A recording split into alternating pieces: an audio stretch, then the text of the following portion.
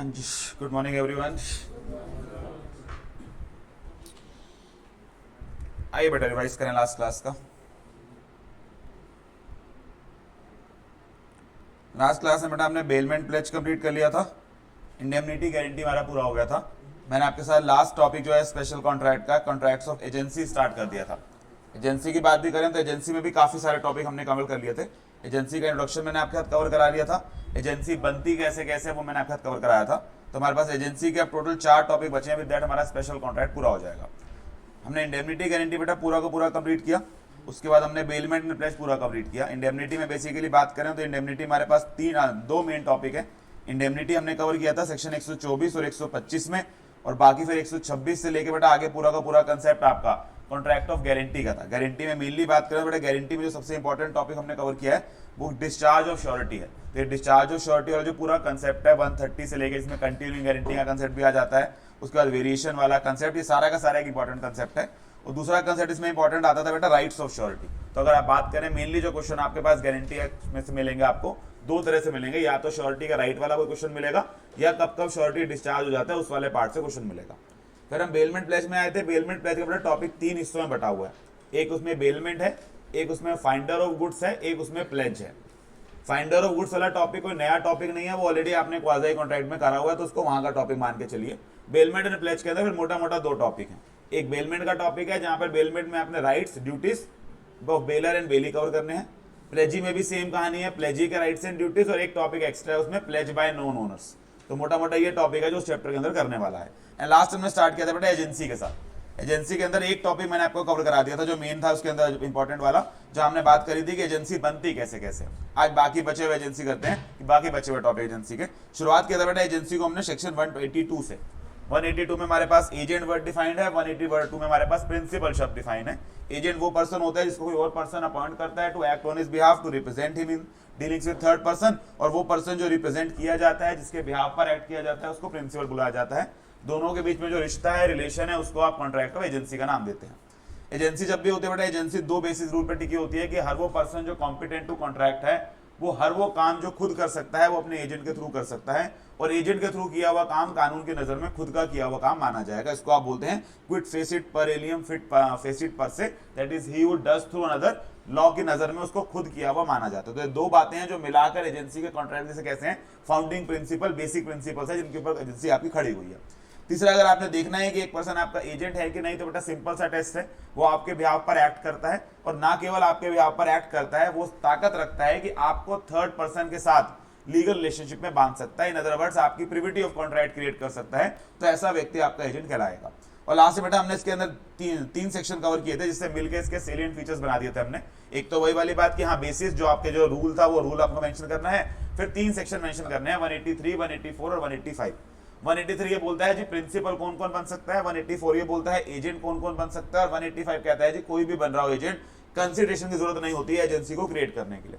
तो पहले हमने बात किया था प्रिंसिपल कौन कौन हो सकता है। हमने कहा जी हर वो पर्सन जो कॉम्पिटेंट टू कॉन्ट्रैक्ट है वही एक प्रिंसिपल अपना एजेंट अपॉइंट कर सकता है। लेकिन जब आप एजेंट की बात करते हैं तो जरूरी नहीं है बेटा एजेंट जो है वो कॉम्पिटेंट टू कॉन्ट्रैक्ट हो। एजेंट अगर नॉन कॉम्पिटेंट भी है तो भी उसके थ्रू किए गए एक्ट्स के लिए आपका प्रिंसिपल बाउंड होगा। लेकिन एक इनकॉम्पिटेंट पर्सन को एजेंट अपॉइंट करने से आपका खुद ही रिस्क बढ़ जाता है। आप उसके कामों के लिए लायबल होते हैं, लेकिन उसकी किसी गलती के लिए उसको लायबल नहीं ठहरा सकते हैं। तो उसको अपॉइंट करके you run at a great risk. आपको बहुत रिस्क रहता है कि थर्ड पार्टीज के प्रति मेरी लायबिलिटी बना देगा, लेकिन इसकी गलती के लिए मैं इसे लायबल नहीं ठहरा पाऊंगा। एंड लास्ट हमने इसके अंदर कवर किया था बेटा 185, जो कहता था कि कॉन्ट्रैक्ट ऑफ एजेंसी क्रिएट करने के लिए किसी तरह की कंसिडरेशन नहीं चाहिए होती है। आखिरी में बेटा हमने कवर किया था 186 और 187, जो कहता है जी कोई भी कॉन्ट्रैक्ट ऑफ एजेंसी बेसिकली दो तरीकों से बनती है, या तो ये एक्सप्रेस एग्रीमेंट से क्रिएट की जाती है, या ये इंप्लाइडली क्रिएट की जाती है, इंप्लाइड एग्रीमेंट से क्रिएट की जाती है।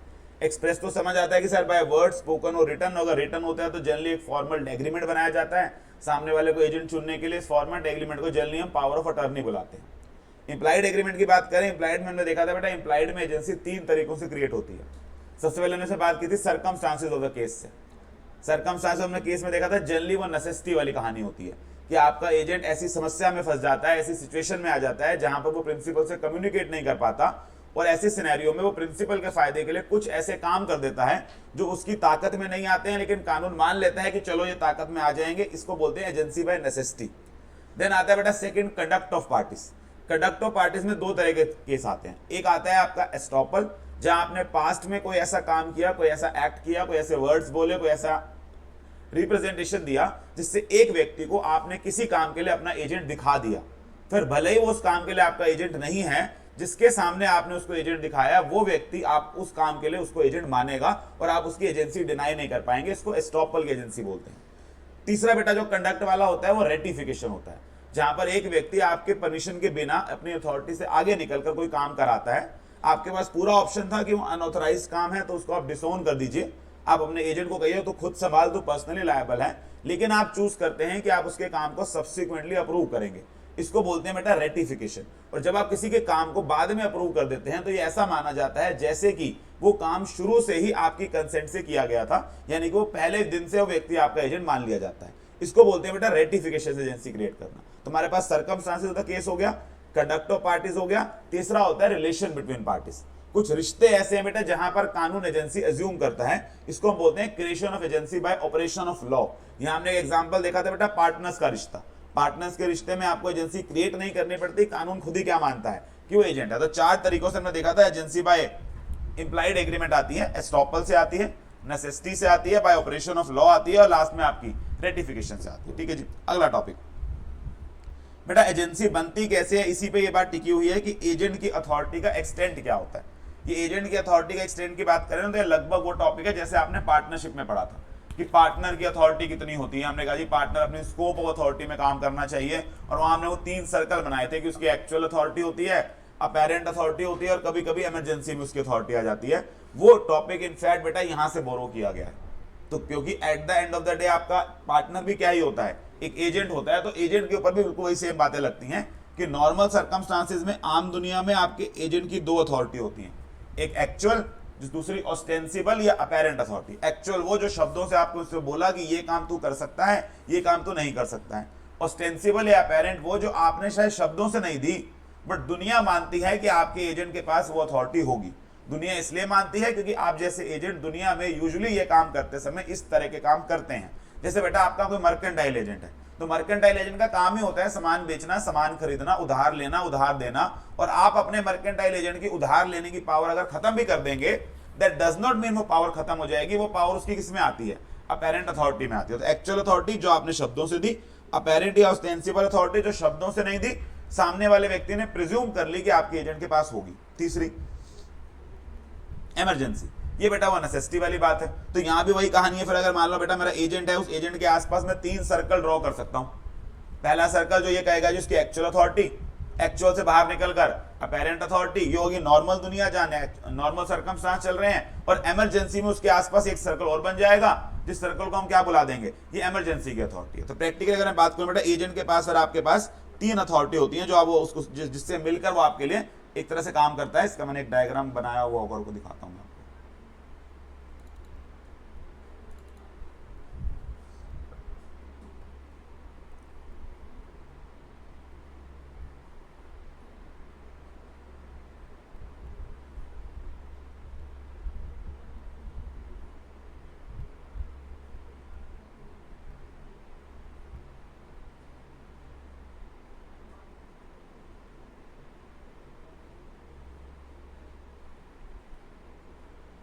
जी इस तरह का, हाँ। तो मान लीजिए बेटा ये एजेंट है, इसके सामने 3 सर्कल्स ड्रॉ कर लिया हमने। पहली अथॉरिटी इसकी मानी जाती है एक्चुअल अथॉरिटी, दूसरी इसकी क्या मानी जाती है, अपेरेंट अथॉरिटी। ये दोनों होते हैं बेटा नॉर्मल सर्कमस्टांस में। और इमरजेंसी में आने में इसके पास क्या आ जाती है, एक तीसरी एजेंसी। जब तक इन 3 सर्कल्स के अंदर काम करता है, हम मान के चलते हैं कि एजेंट क्या कर रहा है, स्कोप ऑफ अथॉरिटी में काम कर रहा है। यहीं से बेटा मैं टॉपिक को आगे बढ़ाता हूं कि मान लीजिए इन 3 सर्कल से भी बाहर निकल जाए, ये कोई ऐसा काम करे जो एक्चुअल अथॉरिटी में भी नहीं आता, जो अपेरेंट अथॉरिटी में भी नहीं आता, और जो इमरजेंसी में आपके बेनिफिट के लिए भी नहीं किया है इसने। तो ऐसे केस में बोलते हैं कि ये काम कैसा है, ये एक अनऑथराइज्ड काम है। और जैसे बेटा कोई काम अनऑथराइज हो जाता है, आपके प्रिंसिपल के पास ऑप्शन आ जाता है कि या तो वो उस काम को रेटिफाई कर दे या वो उस काम को डिसोन कर दे। अगर वो उस काम को रेटिफाई करता है तो एजेंसी बाय रेटिफिकेशन क्रिएट हो जाती है, जो आप पीछे पढ़ के आए थे कि काम तो अनऑथराइज था, बट आपने कहा चलो मैंने ऑथराइजेशन दी। इसको बोलते हैं क्या करना, एजेंसी बाय रेटिफिकेशन। तो एजेंसी बाय रेटिफिकेशन का पहला जैसे कहते हैं ना कारण ही क्या है कि एजेंट ने जो काम किया वो क्या था, अनऑथराइज। और कौन सा काम अनऑथराइज होता है, जो उसकी 3 अथॉरिटी से कहां निकल जाता है, बाहर निकल जाता है। अच्छा, एक तो बेटा ये है कि आप उसको रेक्टिफाई कर दो, कोई दिक्कत नहीं है। दूसरा काम ये है कि आप कहते हो नहीं नहीं मैं तो डिसोन करूंगा, मैं नहीं मानता इस काम को, खुद लायबिलिटी उठाओ। यहां एक सवाल उठता है कि अगर एक एजेंट अनऑथराइज काम करके आता है तो आप उसके काम को किस हद तक डिसोन कर सकते हो, यानी कि किस हद तक आप अपना पल्ला झाड़ के लायबिलिटी किस पर डाल देते हो, एजेंट के ऊपर डाल सकते हो। ये इस बात पे डिपेंड करेगा बेटा जो अनऑथराइज्ड काम वो करके आया है, क्या वो पूरी तरह अनऑथराइज्ड है या उसका कुछ पोर्शन ऑथराइज्ड है और कुछ अनऑथराइज्ड है। आपने कभी उसको सामान खरीदने को बोला ही नहीं, वो सामान खरीद आया, बात ही खत्म, ये अनऑथराइज्ड काम है। लेकिन आपने उसे बोला कि इंश्योरेंस करा के आ मेरी शिप की, वो शिप की इंश्योरेंस कराने के साथ साथ बेटा उसके ऊपर जो लोग जाएंगे, जो कार्गो जाएगा, उसकी भी इंश्योरेंस कराया। अनऑथराइज काम करके तो आया है, लेकिन सारा काम अनऑथराइज करके आया है नहीं, कुछ काम तो ऑथराइज किया ही है। शिप की इंश्योरेंस तो तुमने बोली थी, वो तो ली ही ली है, कार्गो की एक्स्ट्रा ली है ना।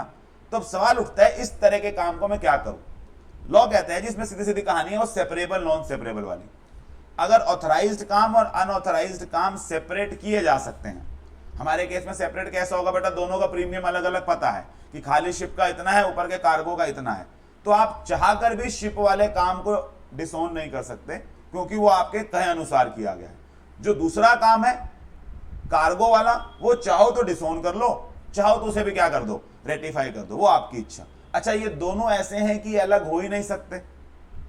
आपने उस कंपनी को फोन किया कि अगर मैं सिर्फ शिप का इंश्योरेंस लेता तो कितने का पड़ता, उन्होंने कहा हम सिर्फ शिप का देते ही नहीं है, इंश्योरेंस मिलता है तो पूरे का मिलता है, तो यानी कि these are now non separable. ऐसे केस में बेटा वो वाला काम भी, वो वाला पार्ट भी जो आपका ऑथराइज्ड है, आप उसे भी क्या कर सकते हैं, डिसोन कर सकते हैं। तो कहानी यह है कि फिर अगर हम बात करें डिसोनिंग की, तो अगर वो सेपरेबल है तो principal is bound by authorised portion and he can disown only the unauthorised portion. लेकिन अगर ये अलग नहीं किए जा सकते तो प्रिंसिपल पूरे के पूरे काम से क्या नहीं होगा, बाउंड नहीं होगा। फिर जो आपने शिप वाला काम किया था, क्योंकि उसका अलग से प्रीमियम नहीं निकल सकता, वो उस काम को भी क्या कर देगा, डिसोन कर देगा। तो ये कंसेप्ट है बेटा जो मैंने किसके साथ कवर किया आपका, पहले मैंने यहां तक आपको बताया कि और एजेंट की अथॉरिटी की एक्सटेंट क्या होती है, ये कंसेप्ट किसमें बताया गया, 187, 186, 187, 188। तो 186, 87 तो ये बताते थे एजेंसी कितने तरह की होती है। बेसिकली ये कंसेप्ट किसका है, ये 188 का कंसेप्ट है, जो ये बता रहा है कि एजेंसी जो आपकी अथॉरिटी होती है वो तीन तरह की होती है, एक्चुअल होती है, अपेरेंट होती है और कौन सी होती है, इमरजेंसी होती है। फिर मैंने यहीं से बेटा बात आगे शुरू करी कि आपके फिर प्रिंसिपल की क्या लायबिलिटी होती है आपके एजेंट के कामों के लिए। बड़ी सिंपल सी बात है बेटा, अगर एजेंट अपनी स्कोप ऑफ अथॉरिटी के अंदर अंदर काम कर रहा है तो प्रिंसिपल उसके काम से क्या हो जाता है, बाउंड हो जाता है। इन तीन सर्कल के अंदर अंदर रहो। अगर आप इन तीन सर्कल से बाहर निकल जाओ, when the agent exceeds his actual as well as apparent authority, तो फिर सवाल ही उठता है कि क्या करने वाला है एजेंट। अगर रेटिफाई, आप प्रिंसिपल अगर रेटिफाई करता है तो लायबल हो जाएगा। अगर वो डिसोन करना चाहता है तो डिसोन करते समय बेटा, क्योंकि आप उसके सर पे लायबिलिटी बंध रहे हो एजेंट के, आपसे ये सवाल पूछा जाएगा कि क्या ये सेपरेबल है या नॉन सेपरेबल है। अगर ये सेपरेबल है, where the excess portion is separable, the principal is liable for the authorized portion only, unauthorized को डिसोन कर दीजिए। लेकिन अगर ये सेपरेबल हो ही नहीं सकते, where the excess is not separable, the principal is not bound by the entire transaction. In this case, he can choose to repudiate the whole transaction and agent will be personally liable. तो मैंने आपको पूरा concept इकट्ठा पढ़ा दिया और circle बनाकर बाहर निकाल कर रेप्यूडिएट कर सकते हैं या डिसोन कर सकते हैं। अच्छा, इसी के आगे बेटा टॉपिक पर आगे बढ़ाते हैं।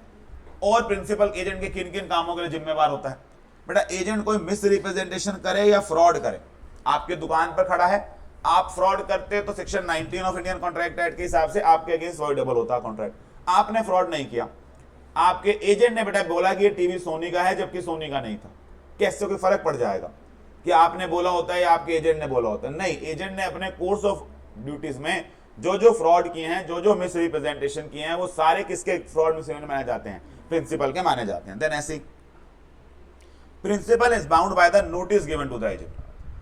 नोटिस का मतलब यहां पर नॉलेज। बेटा जो बात आपके एजेंट को बता दी गई है, कानून की नजर में वो किसे बता दी गई माने जाएगी, प्रिंसिपल को बता दी गई माने जाएगी। तो मान लीजिए बेटा एक इंश्योरेंस कंपनी है और उससे किसी ने इंश्योरेंस ले रखा है, इंश्योरेंस लिया था बेटा आपने इंश्योरेंस कंपनी के एजेंट के थ्रू, और इंश्योरेंस का जो एग्रीमेंट है वो ये कहता है कि मान लीजिए कभी भी आपको इंश्योरेंस क्लेम करना है, मान लीजिए हेल्थ इंश्योरेंस है, तो जैसे ही आप हॉस्पिटल में एडमिट होंगे ना, उसके 24 घंटे के अंदर इंश्योरेंस कंपनी को आपको एक्सप्लेन करना, आपको इंटीमेट करना पड़ेगा, नोटिस देना पड़ेगा। आपने इंश्योरेंस कंपनी को इंटीमेट नहीं किया आपने उस एजेंट को इंटीमेट कर दिया जिससे आपने इंश्योरेंस लिया था। क्या ये एजेंट को बताना भी कंपनी को बताना ही है? यस, बिकॉज कोई भी इंफॉर्मेशन जो एजेंसी के दौरान बेटा किसको मिलती है, एजेंट को मिलती है, वो किसकी नॉलेज मान ली जाती है, प्रिंसिपल की नॉलेज मान ली जाती है। और लास्ट बात, लायबिलिटी बाय एस्टॉपल। बेटा कई बार आप एज प्रिंसिपल अपने एजेंट के उन कामों से भी बाउंड हो जाते हैं जो आपने उसे करने को नहीं कहे थे, क्योंकि पास्ट में आपने उसके ऐसे काम क्या किए हैं, अप्रूव किए हैं। तो कि पास्ट में आपने रिप्रेजेंटेशन दी है कि ये काम ऐसे कर सकता है, तो शायद आने वाले टाइम में भी आप उसके कामों से क्यों बाउंड हो रहे हैं, एस्टॉपल से। तो वही बात है ना जो हमने एजेंसी बाय एस्टॉपल के अंदर लिखी हुई थी। तो हमने 5 बातें लिखी, कब कब आपका जो प्रिंसिपल है वो एजेंट के एक्ट से लायबल होता है टुवर्ड्स थर्ड पार्टी। तो 2 काम खत्म हुए, एजेंट के स्कोप ऑफ अथॉरिटी क्या क्या होती है और एजेंट के किन किन कामों से आपका प्रिंसिपल क्या करता है, लायबिलिटी उठाता है। अगला टॉपिक बेटा इसका एक इंपॉर्टेंट टॉपिक, आपके rights and duties of agent. इसमें से आने के चांसेस रहते हैं क्वेश्चन के, rights and duties of agent. पहले आ जाते हैं बेटा एजेंट की ड्यूटी क्या क्या है, ऑब्लिगेशंस क्या क्या है। एजेंट जब काम कर रहा होता है तो किन किन बातों को उसको ध्यान रखना है, duties and obligation of agent. पहली सबसे इंपॉर्टेंट ड्यूटी बेटा, एजेंट जो भी काम करेगा वो अपने प्रिंसिपल के इंस्ट्रक्शन से, डायरेक्शन से, कमांड से करेगा। इसको हम बोलते हैं duty to execute the mandate and follow the instructions. तो आपका प्रिंसिपल आपको जो करने के लिए बोल रहा है आप वही करिए। आपको लगता है ये काम मुझसे बेहतर तरीके से भी हो सकता है, अपना दिमाग मत चलाइए, क्योंकि अगर आप उसके इंस्ट्रक्शंस के खिलाफ जाकर कोई भी काम करेंगे, भले ही उसकी वेलबींग के लिए, उसके भले के लिए करेंगे, लेकिन अगर उसमें नुकसान हो गया तो आप उसकी लायबिलिटी बियर करेंगे। तो आपको एक प्रिंसिपल कहता है सामान उतराइए, फलाने गोडाउन में रख दीजिए। आपने उसकी जगह किसी और गोडाउन में रख दिया क्योंकि वो सस्ता था, वो शायद ट्रेन से पास पड़ता था, वहां का शायद इंफ्रास्ट्रक्चर अच्छा था, लेकिन आप उसकी इंस्ट्रक्शन के खिलाफ गए हैं। अगर उस गोडाउन में रखे हुए सामान को कुछ हो गया, आप एजेंट एज प्रिंसिपल क्या हो जाएंगे, प्रिंसिपल के अगेंस्ट लायबल हो जाएंगे। तो आपकी पहली और जैसे कहते हैं फॉरमोस्ट ड्यूटी होती है कि क्योंकि आप एजेंट हैं, जो काम प्रिंसिपल बोलता है बिल्कुल उसी तरह से उसको करिए। और अगर प्रिंसिपल कोई तरीका नहीं बताता है तो कस्टम ऑफ ट्रेड के हिसाब से करिए, यानी कि वो काम जनरली जिस तरह से किया जाता है। जैसे कि मान लीजिए बेटा आप किसी के बिहाफ पर पैसे इकट्ठे करते हैं, तो नॉर्मली कस्टम आपके बिजनेस में है कि वो पैसा शाम को खाते में जमा करा दिया जाता है प्रिंसिपल के जाके। आपको प्रिंसिपल ने बोला नहीं जमा कराओ, लेकिन आपने कराया नहीं, आप घर ले गए और आपके घर से चोरी हो गया, क्या आप इसके लिए लायबल होंगे प्रिंसिपल के अगेंस्ट? यस, बिकॉज भले ही आपने इंस्ट्रक्शन फॉलो नहीं करी, आपने क्या नहीं फॉलो किया, कस्टम। तो 2 काम है, अगर इंस्ट्रक्शन है, मैंडेट है, तो चुपचाप इंस्ट्रक्शन फॉलो करिए। अगर इंस्ट्रक्शन नहीं है तो क्या फॉलो करिए, कस्टम और बिजनेस फॉलो करिए। दोनों में से कुछ भी फॉलो नहीं करते हो तो जो भी लॉस होगा उसके लिए कौन जिम्मेवार होगा, आप एज एजेंट प्रिंसिपल के अगेंस्ट जिम्मेवार होंगे। तो इसको बोलते हैं बेटे duty to execute the mandate और फॉलो इंस्ट्रक्शन एंड कस्टम। तो जब तक मैंडेट इंस्ट्रक्शन है उसे फॉलो करो, जब मैंडेट इंस्ट्रक्शन नहीं है तो किसे फॉलो करो, कस्टम का फॉलो करो। दूसरा, ठीक है सर मैं उसके कहे अनुसार काम करूंगा। दूसरा बेटा, उसके कहे अनुसार काम करने के दौरान भी ना स्किल और डिलीजेंस से काम करिए। ना व्हाट इज स्किल और डिलीजेंस, एक काम को करते समय बेटा नेग्लिजेंट मत होइए, रीजनेबल केयर लगा के करिए। तो एक तरीका तो यह बेटा, आपके प्रिंसिपल ने साफ साफ कहा कि उधार नहीं बेचना, आपने फिर भी उधार बेच दिया, ये तो इंस्ट्रक्शन के खिलाफ जाना है। आपके प्रिंसिपल ने कहा है उधार बेचना है, कोई दिक्कत नहीं बेटा, आप उधार बेचते हो, आपका बिजनेस ऐसा है कि आप उधार बेचते हो, लेकिन आपने जिसको उधार बेचा वो व्यक्ति बेटा जिस दिन आपने उधार दिया उस दिन इंसॉल्वेंट था मार्केट में, और दुनिया को पता था ये इंसॉल्वेंट है। तुमने ये कोशिश नहीं करी जानने की मेरा देख दोनों व्यक्ति उधार देने लायक है कि नहीं। आप इस पॉइंट में जिम्मेवार है कि आपने इंस्ट्रक्शन फॉलो नहीं करी, नहीं आपने क्या नहीं किया है, नॉर्मल स्किल डिलीजेंस नहीं करी। कोई भी व्यक्ति बेटा उधार देने से पहले सामने वाले के बारे में 2 बातें जानता तो है कि देने की लायबिलिटी भी, इसकी क्षमता भी है कि नहीं, क्या काम करता है। थोड़ी सी अगर जांच पड़ताल करते हैं तो आपको पता चल जाता है ये व्यक्ति मार्केट में क्या है, एक इंसॉल्वेंट व्यक्ति है, किसी के पैसे नहीं देता। आपने उठाकर क्या कर दिया, एज एजेंट इसको बांट दिया। यहां कौन सा पॉइंट लगेगा, आपने काम कैसे नहीं किया, रीजनेबल स्किल से नहीं किया, डिलीजेंस से नहीं किया, यानी कि क्या नहीं किया, प्रॉपर केयर नहीं दिखाई जो काम करते समय करना था। यहां भी आप क्या हो जाएंगे, लायबल हो जाएंगे। तो 2 केस है बेटा जब आप लायबल होते हैं, आप उसकी इंस्ट्रक्शन मैंडेट के खिलाफ जाते हैं, इंस्ट्रक्शन मैंडेट नहीं है तो कस्टम के खिलाफ जाते हैं। नंबर 2, स्किल और डिलीजेंस से काम नहीं करते। तीसरा काम, तीसरी जिम्मेवारी क्या है, duty to render proper accounts. तो बेटा प्रॉपर हिसाब बनाकर कौन सा पैसा आया, कब आया, कितना पैसा खर्च हो गया, कितना बच गया, इसके प्रॉपर खाते बना के रखिए। और जब प्रिंसिपल मांगे ये खाते उसे क्या कराइए, अवेलेबल कराइए। इसे कहते हैं duty to render proper accounts. Number 4, agent's duty to communicate with principal. Time to time principal के साथ क्या करते रहिए, कम्युनिकेट। क्यों करना है बेटा प्रिंसिपल के साथ टाइम टू टाइम कम्युनिकेट?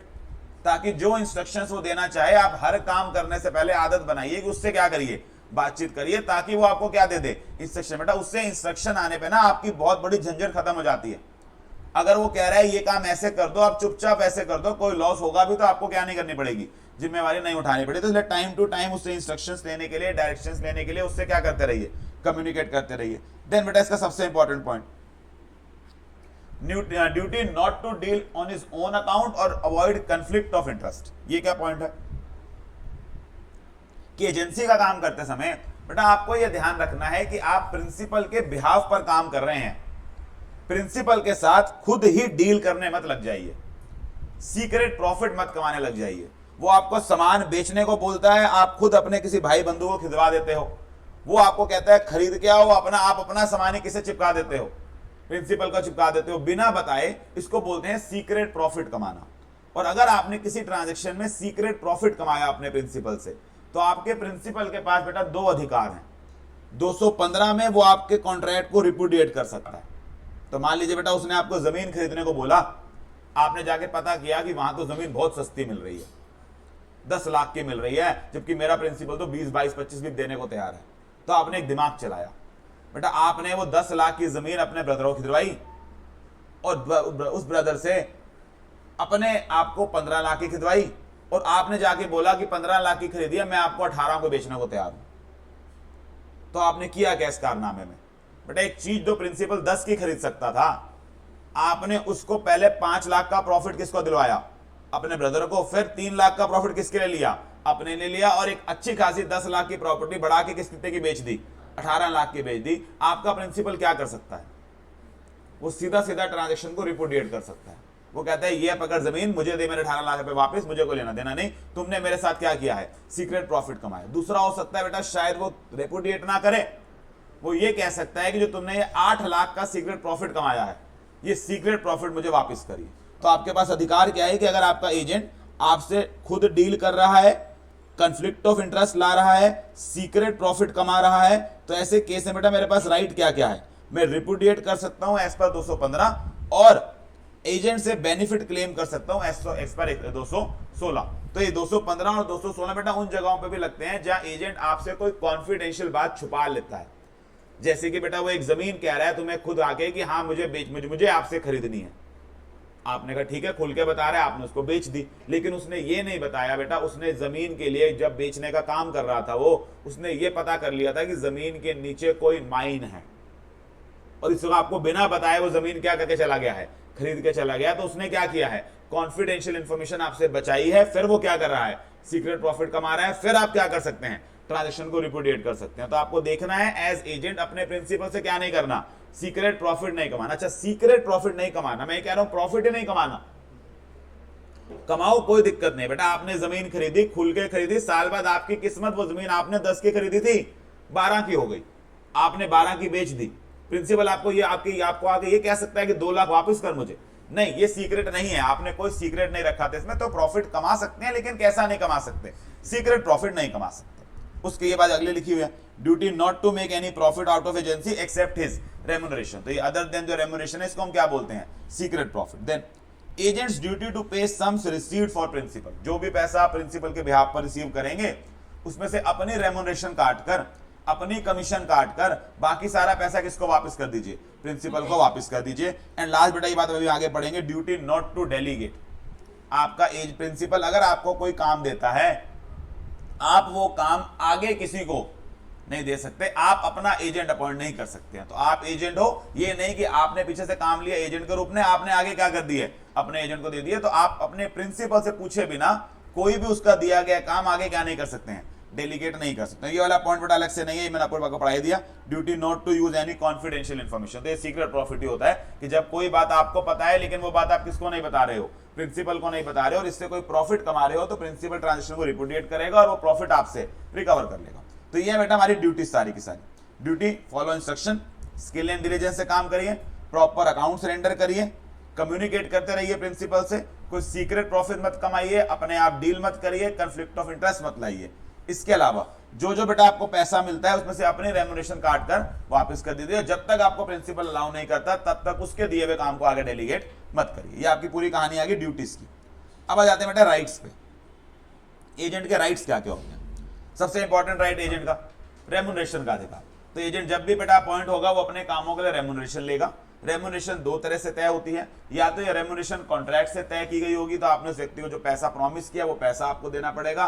कई बार बेटा रेम्युनरेशन ना तय नहीं की जाती, बट इसका यह मतलब नहीं होता है एजेंट फ्री में काम कर रहा है। वो तय इसलिए नहीं की जाती क्योंकि उस तरह के बिजनेस में बेटा जनरली कस्टम ऑफ ट्रेड से एक रेम्युनरेशन तय होती है। जैसे मैंने आपको प्रॉपर्टी डीलर्स का एग्जांपल दिया था कि सर प्रॉपर्टी डीलर्स के पास जाओ, हमारे एजेंट के रूप में काम करते हैं, हम उनसे जाके पूछते नहीं है घर दिलवाने का क्या लोगे।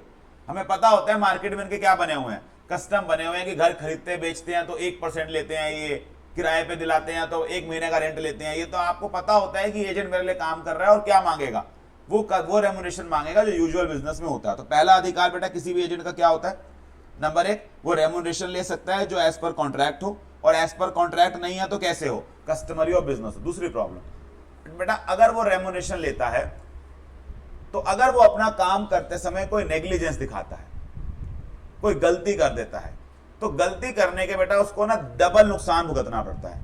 एक तो वो काम जो उसने आपके कहे अनुसार नहीं किया उसकी रेम्युनरेशन आप उसे नहीं देंगे, और उसकी वजह से अगर आपको लॉस हो गया तो वो लॉस भी उससे क्या कर लेंगे?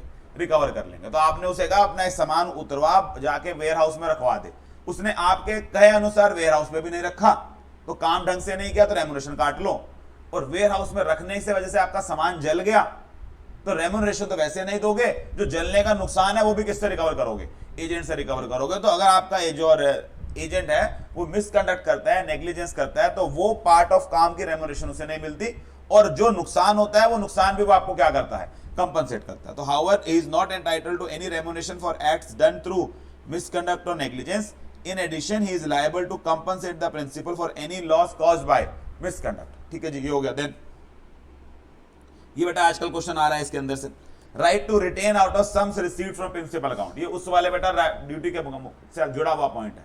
ड्यूटी कहती थी प्रिंसिपल के पैसे उसको वापस करो, मैंने कहा सारे पैसे वापस कर दूं कि अपने वाला हिस्सा काट लूं। 217 आपको क्या अधिकार देता है कि हाँ, जो पहले अपनी रेम्युनरेशन है, अपनी कमीशन है, वो काट लीजिए और बाकी पैसे किससे वापस करिए? प्रिंसिपल को जाके वापस कर दीजिए। मैंने कहा चलो ये तो फिर तब हुआ ना जब मेरे पास प्रिंसिपल के पैसे आते हैं हाथ में, कि प्रिंसिपल मेरे हाथ से सामान बिकवाता है, मेरे पास पैसे आ जाते हैं, मैं अपना पैसा काट लेता हूं, बाकी किसे दे देता हूं? प्रिंसिपल को। व्हाट इफ मेरा काम ही ऐसा है कि मैं एजेंट के लिए काम करता हूं और पेमेंट डायरेक्टली किसके पास चली जाती है? प्रिंसिपल के पास, और प्रिंसिपल मेरे को मेरी कमीशन नहीं देता, तो क्या मैं उसके गुड्स पर लीन एक्सरसाइज कर सकता हूं? यस, एजेंट के पास बेटा क्या होता है? राइट ऑफ लीन। तो आपने अपने एजेंट के पास कोई किताबें रखी हुई हैं, कोई सामान रखे हुए हैं, कोई डॉक्यूमेंट्स रखे हुए हैं, कुछ भी रखा हुआ है, अगर आप उसको उसकी रेम्युनरेशन नहीं देंगे तो वो उस रेम्युनरेशन के ऊपर क्या कर सकता है? लीन एक्सरसाइज कर सकता है। वैसे ये लीन जनरली पर्टिकुलर लीन होता है, बट स्पेशल एग्रीमेंट से क्या बनाया जा सकता है? ये जनरल लीन भी बनाया जा सकता है। तो हमारे पास 221 में आता है, in the absence of a contract to contrary the agent is entitled to retain goods, papers, other property, whether movable or immovable, of the principal received by him until the amount due to himself for commission, disbursements or services in respect of same has been paid or accounted for। तो जब तक आपको जो commission है, जो भी amount है, जिस भी नाम से आप बुलाते हो, वो आपको नहीं मिल जाता, तब तक आप उसके गुड्स के ऊपर लीन एक्सरसाइज कर सकते हो। बेटा 3 अधिकार हो गए रेम्युनरेशन का। रेम्युनरेशन लेनी कैसे है? या तो उसके पास जो पैसे पड़े हैं उसमें से काट लो, या वो नहीं दे रहा तो क्या एक्सरसाइज कर लो? लीन एक्सरसाइज। तो कहीं ना कहीं बेटा ये 219, 220, 217, 221 ये सारी चेन किसकी है? रेम्युनरेशन की। 218 यहां पर था कि पैसा वापस करिए, तो पैसा वापस करने से पहले 217 क्या कह रहा है कि अपने वाला हिस्सा काट लीजिए। तो हमारी पूरी कहानी कहां से शुरू हुई? यहां से बेटा कहानी। 217 ने कहा अपना पैसा काट लीजिए, 218 ने कहा बाकी जो बचा है वो दे दीजिए, 219 और 20 ने कहा आपका लेना क्या बनता है? मैंने कहा जो कॉन्ट्रैक्ट में लिखा है या जो कस्टम ऑफ ट्रेड में लिखा है, और अगर मैं कोई गलती करता हूं तो मेरा पैसा काट लिया जाता है, मेरे से रेम्युनरेशन के बदले वो पैसा काटा जाता है और प्लस डैमेजेस लिए जाते हैं। और अगर मुझे कोई पैसा नहीं देता तो मैं क्या कर लेता हूं? लीन एक्सरसाइज कर लेता हूं। देन आखिरी बात बेटा इसके अंदर 2 rights to indemnity and right to compensation. Indemnity का मतलब क्या हुआ? आप बेटा अपने एजेंट के रूप में आप अपने प्रिंसिपल के बिहाफ पर काम करते हैं, और प्रिंसिपल के बिहाफ पर काम करते समय आपको लॉस हो जाता है, तो आपका प्रिंसिपल कहता है जाओ सामने वाले से सामान खरीद लाओ उधार पर, आप सामान उधार पर खरीद लाते हैं। और बेटा जब पैसा देने का टाइम आता है प्रिंसिपल आपको पैसे नहीं देता, वो कहता है जी जाओ बेच आओ सामान। आप बेटा ऑर्डर प्लेस कराते हैं कि हाँ मैं आपको कल सामान डिलीवर करूंगा, आप जो प्रिंसिपल से आके सामान मांगते हैं वो कहते हैं नहीं नहीं कॉन्ट्रैक्ट कैंसिल कर दे, मैंने तो किसी और को बेच दिया। आप अपने प्रिंसिपल के बिहाफ पर काम कर रहे हैं और प्रिंसिपल के बिहाफ पर काम करने की वजह से लोग आपके अगेंस्ट क्या कर रहे हैं, सूट फाइल कर रहे हैं, डैमेजेस मांग रहे हैं। क्या ऐसे केस में आप इन डैमेजेस की इंडेमनिटी प्रिंसिपल से मांग सकते हैं? यस। तो आप अपने कोर्स ऑफ एजेंसी के दौरान अपने प्रिंसिपल के कहने पर जो भी काम करते हैं, अगर उस दौरान आपको कोई लॉस होता है तो वो लॉस कौन इंडेमनीफाई करता है? प्रिंसिपल इंडेमनीफाई करता है। तो right of indemnification for lawful acts. लेकिन बेटा जो काम आपने किए हैं वो लॉफुल होने चाहिए। अगर आपका प्रिंसिपल आपको अनलॉफुल काम करने को बोल रहा है, कोई रिश्वत देने को बोल रहा है, किसी की प्रॉपर्टी को डैमेज पहुंचाने को बोल रहा है, कोई चोरी करने को बोल रहा है, और आप कह रहे हो कि नहीं मैं तो एजेंट था, मेरे को अगर रिश्वत देने की वजह से पकड़ा भी गया है तो मेरा जो लॉस है वो कौन कंपनसेट करे?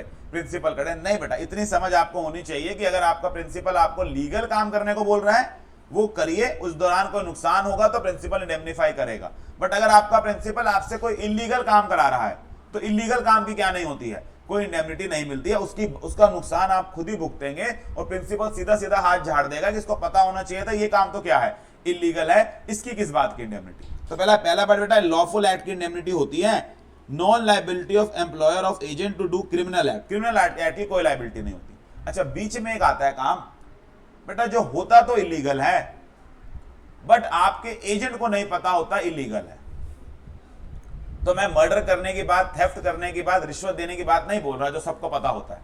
कुछ काम ऐसे होते हैं बेटा, आपके प्रिंसिपल ने आपको कहा ये सामान बिकवा दो, इसको ट्रांसपोर्ट करवा दो, आपने बेटा बिकवा दिया, ट्रांसपोर्ट करवा दिया, बाद में आपको पता चला वो सामान तो चोरी का था। अब आपको सपना आएगा बेटा आपका प्रिंसिपल का सामान चोरी का है? नहीं। तो क्या ये अनलॉफुल काम है? नहीं। ये एक ऐसा काम है जो आपने गुड फेथ में किया लेकिन बाद में आपको रियलाइज हो गया कि प्रिंसिपल ने क्या करवा लिया मेरे से और उसकी लायबिलिटी आप पर आ गई। क्या इसकी इंडेमनिटी मिलेगी? यस, इसकी क्या मिलेगी? इंडेमनिटी मिलेगी। तो इंडेमनिटी किस किस काम की मिलती है? लॉफुल काम की मिलती है। ऐसे अनलॉफुल काम जो आपने गुड फेथ में कर लिए बिकॉज आप नहीं जानते थे वो क्या है, अनलॉफुल है, उनकी इंडेमनिटी मिलती है। और ऐसे काम जो आउटराइटली क्या होते हैं, अनलॉफुल होते हैं, उनकी कभी क्या नहीं मिलती है, इंडेमनिटी नहीं मिलती। बट इंडेमनिटी में फिर 3 पॉइंट होते हैं, right of indemnification for lawful acts, right of indemnification against acts done in good faith, and no right of indemnification for doing a criminal act. और आखिरी राइट आपके पास क्या है? Right of compensation. ये कैसा कंपनसेशन है बेटा? अगर मुझे प्रिंसिपल के बिहाफ पर काम करते समय कोई इंजरी हो जाती है, कोई फिजिकली चोट लग जाती है, उस जगह उन इंजरी के लिए वो मुझे क्या करेगा? कंपनसेट करेगा। तो मान लीजिए बेटा मैं एक ठेकेदार के लिए कंस्ट्रक्शन का काम करता हूं, वो चीजें सेट करके देता है, वो इक्विपमेंट सेट करके देता है, वो सीढ़ियां वगैरह बनाता है और मैं उस पर काम करता हूं खड़े होके, और उसने क्योंकि सही ढंग से नहीं बनाया तो मेरे प्रिंसिपल की गलती की वजह से मुझे क्या हो जाती है? इंजरी हो जाती है। तो मैं प्रिंसिपल से क्या मांग सकता हूं? कंपनसेशन मांग सकता हूं। तो 5 पॉइंट बेटा राइट में बताए गए हैं। रेम्यूनरेशन का अधिकार है, रेम्यूनरेशन जरूरी नहीं है हमेशा लेनी पड़े, कई बार उसके पैसों से काट ली जाती है, नहीं देता तो लीन एक्सरसाइज करिए। इंडेमनिफिकेशन मांग सकते हैं लॉफुल कामों के लिए, गुड फेथ वाले कामों के लिए, और कंपनसेशन मांग सकते हैं अगर during the course of agency आपको क्या हो जाता है, कोई लॉस या इंजरी हो जाता है। ये हो गया बेटा राइट वाली कहानी खत्म। अब 2 टॉपिक और कवर करने हैं आपको, एक अननेम्ड प्रिंसिपल और एक अनडिस्क्लोज प्रिंसिपल का कंसेप्ट। अननेम्ड प्रिंसिपल क्या होता है बेटा? अननेम्ड प्रिंसिपल एक ऐसा प्रिंसिपल होता है जो है उसके बारे में आप जानते हैं बट वो कौन है ये नहीं जानते हैं। You know about the existence of the principal but you do not know the identity of the principal. तो आप एक दुकान पे जाते हैं, आपको रियलाइज हो रहा है ये व्यक्ति एजेंट है, कोई सेल्समैन है, कोई मैनेजर है, कोई मालिक होगा पीछे, लेकिन आप जानने की कोशिश नहीं करते क्योंकि आपको कोई फर्क नहीं पड़ता। लेकिन आपको समझ आ रहा है बेटा आपका कॉन्ट्रैक्ट किसके साथ हो रहा है? प्रिंसिपल के साथ हो रहा है, जो सामने नहीं आ रहा लेकिन है ये पता है। ऐसे प्रिंसिपल को क्या बोलते हैं? Unnamed principal. अननेम्ड प्रिंसिपल की लायबिलिटी क्या होती है? मैंने कहा जी अननेम्ड प्रिंसिपल की लायबिलिटी वही होती है जो नेम्ड प्रिंसिपल की होती है। कल को मान लो मुझे उस दुकान पे गया, मैंने सामान वापस करना था, वो कह रहे हैं नहीं नहीं आप बाबूजी से बात करो। मैंने कहा बता क्या नाम है उनका, बात करता हूं। द मोमेंट ही नेम्ड, ये पहले दिन से कैसे माना जाएगा जैसे आपको उसके बारे में पता था। तो unnamed principal the moment he is named by the agent, his liability same, जैसे पहले दिन से ही वो क्या था? नेम्ड था। लेकिन दिक्कत तब आती है बेटा जब एजेंट नेम करने से मना कर देता है या इससे पहले एजेंट नेम कर पाए उसकी डेथ हो जाती है और आप ये जान ही नहीं पाते ये किसका एजेंट था। तो ऐसे केस में मुसीबत यह है कि फिर लायबिलिटी किससे भुगतनी पड़ती है, एजेंट को पर्सनल लायबिलिटी भुगतनी पड़ती है। तो कहानी क्या है सर, वैसे तो अननेम्ड प्रिंसिपल वो है इसकी एग्जिस्टेंस डिस्क्लोज की गई है, नाम डिस्क्लोज नहीं किया गया। जब एजेंट उसे डिस्क्लोज कर देगा उसकी लायबिलिटी बिल्कुल सेम होगी एज इफ वो पहले दिन से डिस्क्लोज था, उसका नाम पहले दिन से वो नेम्ड था। लेकिन किसी कारणवश अगर एजेंट नहीं बताता है या बताने से मना करता है, ऐसे केस में एजेंट क्या हो जाएगा, पर्सनली लायबल हो जाएगा। तो कंसेप्ट देख लें, unnamed principal is a principal whose existence is disclosed by the agent but the name is not disclosed. On being discovered, the legal position of an unnamed principal is the same as where the principal is named unless there is a custom of trade. Thus, once it is disclosed by the agent that he is an agent, the contract made by the agent binds the principal and the agent altogether drops out of the transaction despite the fact that the principal for whom he acted was not named. If however the agent declines to disclose the identity of the principal, he becomes personally liable on the contract. Also, if the agent could not disclose the identity of the principal, say because of his sudden death, then also his estate becomes liable. तो वैसे बेटा unnamed principal की liability बिल्कुल same होती है जैसे named की, जैसे ही उसका नाम बताया जाता है उसकी लायबिलिटी आ जाती है। बट अगर नाम ना बताया जाए तो ऐसे केस में फिर आपका एजेंट पर्सनली लायबल हो जाता है। अगला होता है बेटा कंसेप्ट अनडिस्क्लोज्ड प्रिंसिपल। अननेम्ड और अनडिस्क्लोज में अंतर क्या है? अननेम्ड में बेटा ये तो बताया गया था एजेंट की तरफ से कि कोई प्रिंसिपल है, बट कौन है ये नहीं बताया गया था।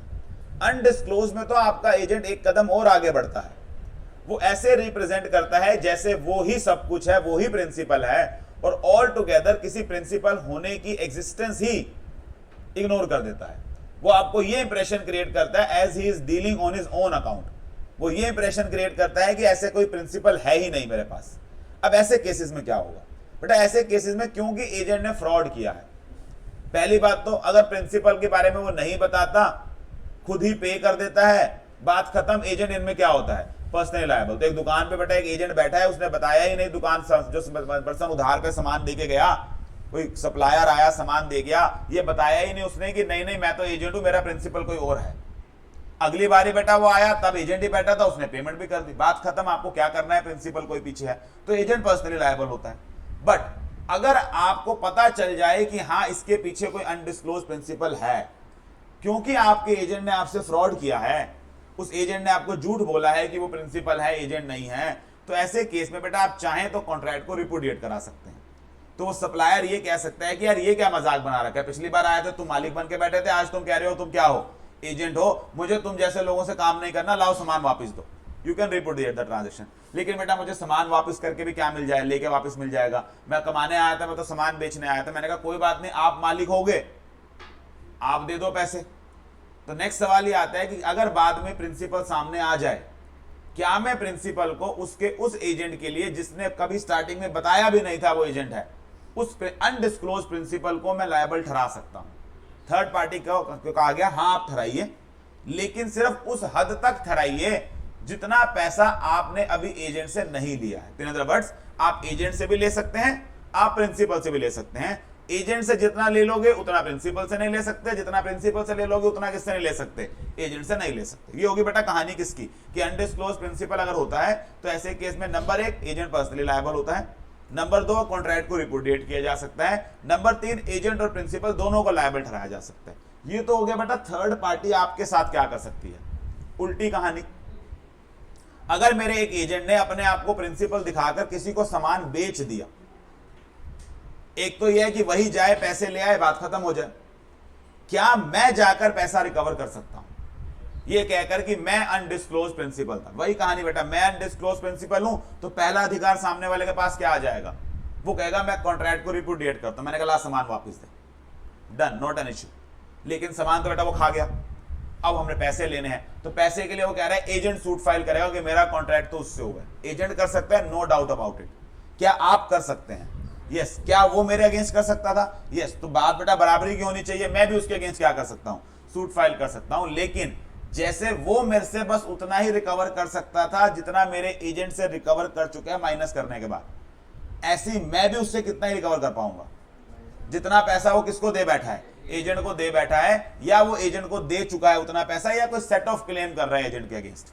वो कह रहा है कि मैंने तो ये समझ के ले लिया था आपके एजेंट से सामान कि इसने मुझे 2000 रुपए देने हैं, तो मैं 5000 का सामान ले आया ये सोच के कि 2000 काट लूंगा, तो क्या आपको भी वो 2000 रुपए कटवाने पड़ेंगे?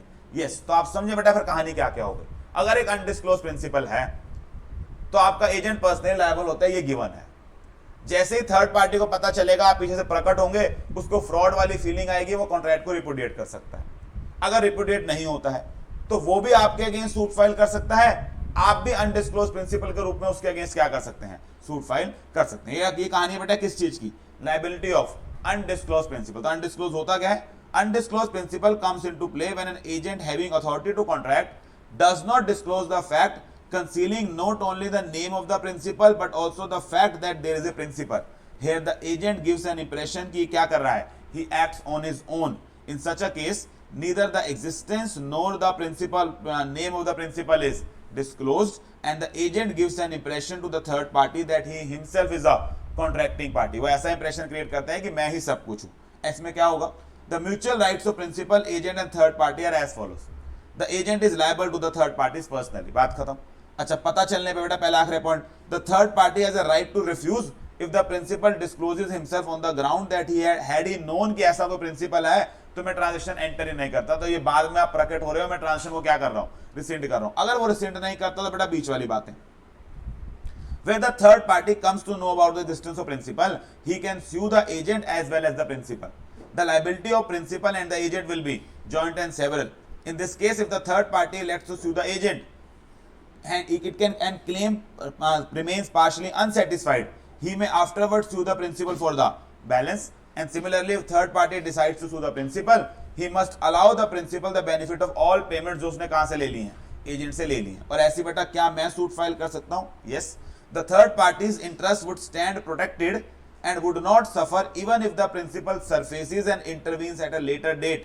The principal may intervene and sue the third party for non-performance of contract, but he cannot exercise this right to the disadvantage of third party. तो थर्ड पार्टी को बेटा आप उतना ही ले पाओगे जितना उसने एजेंट को देना था। तो अगर वो एजेंट को कुछ दे बैठा है, उसका बेनिफिट भी देना पड़ेगा।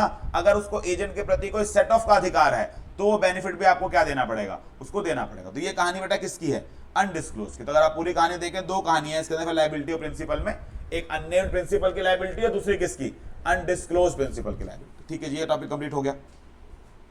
देन अगेन बेटा एक इंपॉर्टेंट टॉपिक जो ये पूछते हैं, एजेंट कब कब पर्सनली लायबल होता है।